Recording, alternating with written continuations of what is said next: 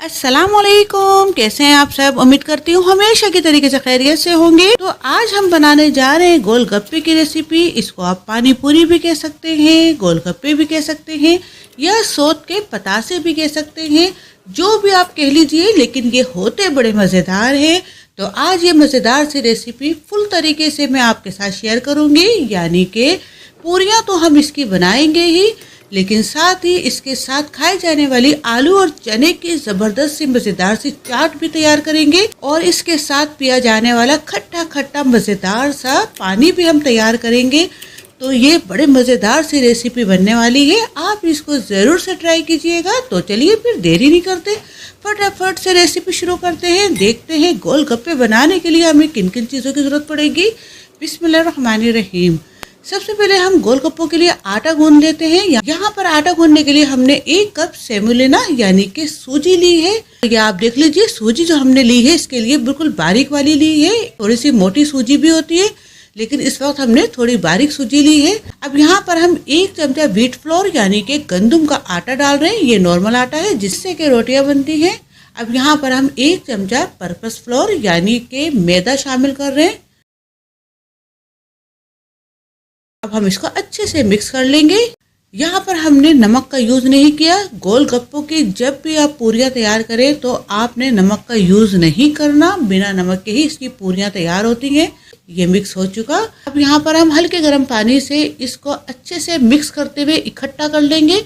यानी कि हम इसको गूंदेंगे नहीं, बस हमने इसको हल्के से कुनकुने गर्म पानी से इकट्ठा कर लेना है। आप चाहें तो यहाँ पर कुनकुने गर्म पानी की जगह पर नॉर्मल जो पानी होता है वो भी आप ले सकते हैं। या आप देख लीजिए, आटे को अच्छे से हमने मिक्स करते हुए इकट्ठा कर लिया। अब हम इसको कवर करके 8 से 10 मिनट के लिए रख देंगे। अब जब तक ये रखा हुआ है तो हम पूरियों के लिए जो पानी होता है खट्टा, वो तैयार कर लेते हैं। अब यहाँ पर हम 3 कप के बराबर पानी डाल रहे हैं। अब यहाँ पर हमने 1 कप भीगी हुई इमली ली है। अगर ग्राम में देखें तो 100 ग्राम के बराबर हमने इमली ली थी। उसको हमने पानी में थोड़ी देर के लिए भिगो दिया था। ये अच्छे से सॉफ्ट हो चुकी है। अब हमने इसको 5 से 6 मिनट के लिए मीडियम गैस पर रखकर अच्छे से पकाना है। अब यहाँ पर इसको रखे हुए 5 से 6 मिनट हो चुके हैं। अच्छे से इमली का जो पानी है वो पक चुका है। अब हम इसको ठंडा करने के लिए रख देते हैं। जब तक ये ठंडा हो रहा है तो इसके अंदर डालने वाला जो मसाला है वो तैयार कर लेते हैं। यहाँ पर हमने आधी गड्डी पुदीना की पत्तियां ली है, इससे बहुत अच्छा हाजमा होता है। ये डाल रहे हैं। एक यहाँ पर हमने हरी मिर्च ली थी, उसको हमने 3 से 4 हिस्सों में कट कर लिया। ये शामिल कर लेते हैं। एक छोटा टुकड़ा हमने अदरक का लिया है, ये शामिल कर रहे हैं।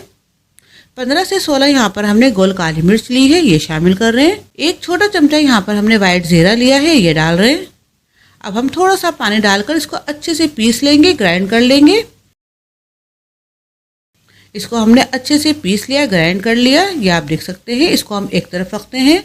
अब यहाँ पर इमली का पानी ठंडा हो चुका है। अब हम इसको अच्छे से छान लेंगे। जितने भी इसके बीज और ये जो छिलके वगैरह है उनको हमने निचोड़ के अच्छे से अलग कर लेना है।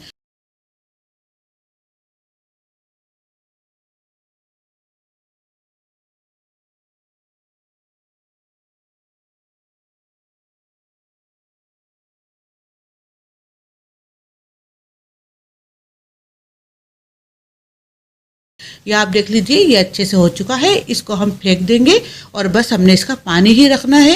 अब इसके अंदर हम ये पिसा हुआ मसाला शामिल करें जिसको हमने अभी अभी ग्राइंड किया है। अब हम इसको थोड़ा सा पानी डालकर अच्छे से साफ करके डाल देते हैं। अब यहाँ पर हम 1 छोटा चमचा ड्राई जिंजर पाउडर यानी कि सूखी हुई अदरक का पाउडर शामिल करें। इसको आप सौंठ का पाउडर भी कह सकते हैं। 1 छोटा चमचा भुना हुआ जीरा पाउडर शामिल कर रहे हैं। 1 छोटा चमचा चाट मसाला पाउडर शामिल कर रहे हैं। आधा छोटा चमचा यहाँ पर हम लाल मिर्च का पाउडर शामिल कर रहे हैं। 1 छोटा चमचा यहाँ पर हम ब्लैक सॉल्ट यानी कि काला नमक शामिल कर रहे हैं। और अब 1 छोटा चमचा ही यहाँ पर हम नमक शामिल कर रहे हैं। 1 कप पानी शामिल कर रहे हैं। इसको हम अच्छे से मिक्स कर लेंगे। अब ये हमारा खट्टा सा मज़ेदार सा पानी बनके तैयार हो चुका है। इसको हम ठंडा करने के लिए फ्रिज में रख देते हैं। और अब तैयार कर लेते हैं चने और आलू की अच्छी सी मज़ेदार सी चाट।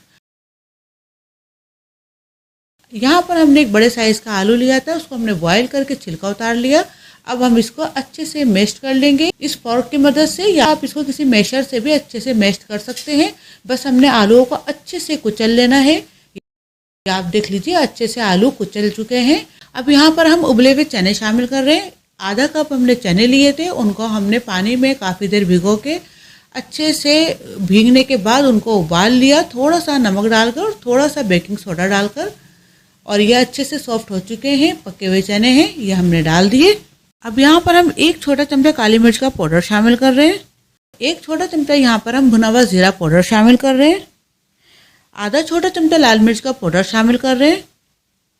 1 छोटा चमचा यहाँ पर हम नमक शामिल कर रहे हैं। 4 से 5 हमने हरी मिर्चें ली थी, उनको हमने बारीक बारीक छोटा छोटा कट कर लिया, ये शामिल कर रहे हैं। 1 दरमियाने साइज की यहाँ पर हमने प्याज ली थी, उसको हमने छोटा छोटा कट कर लिया, ये शामिल कर लेते हैं। थोड़ा सा हम यहाँ पर हरा धनिया शामिल कर रहे हैं। आधी गड्डी हमने हरा धनिया की ली थी, उसको हमने छोटा छोटा कट करके शामिल कर दिया। अब यहाँ पर हम आधा लेमन का रस शामिल कर रहे हैं। इस वक्त हमारे पास बड़ा लेमन था, इसलिए हम आधा शामिल कर रहे हैं। अगर आपके पास छोटा लेमन हो तो आप पूरा 1 शामिल कर दीजिएगा। अब हम इसको अच्छे से मिक्स कर लेंगे।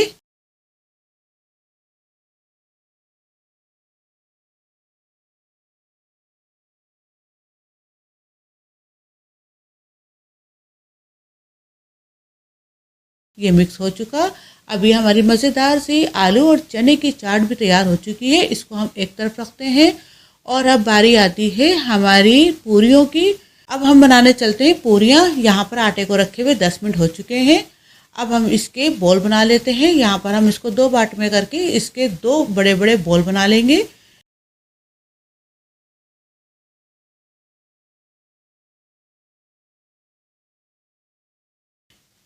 इसके हमने बॉल बना लिए। अब हम इसको अच्छे से बेल लेते हैं। यहाँ पर हमने इसको बिल्कुल बारीक सा बेल लेना है।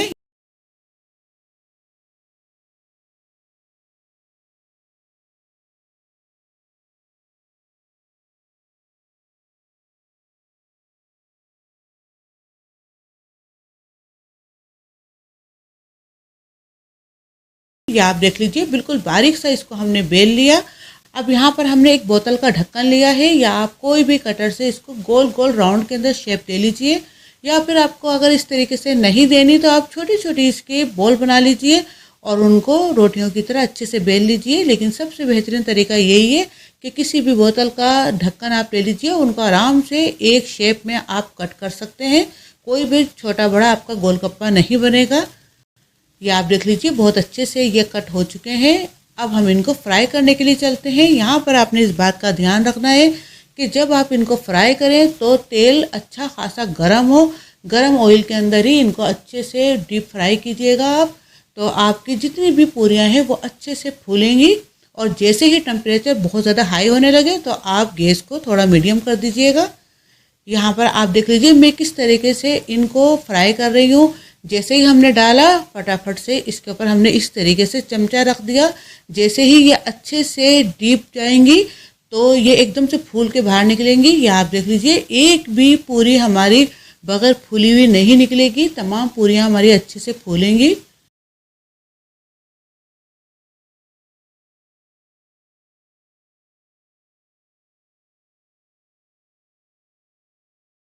ये आप देख लें हमने ये अच्छे से फ्राई कर ली। अब हम दूसरी भी इसी तरीके से डाल लेंगे।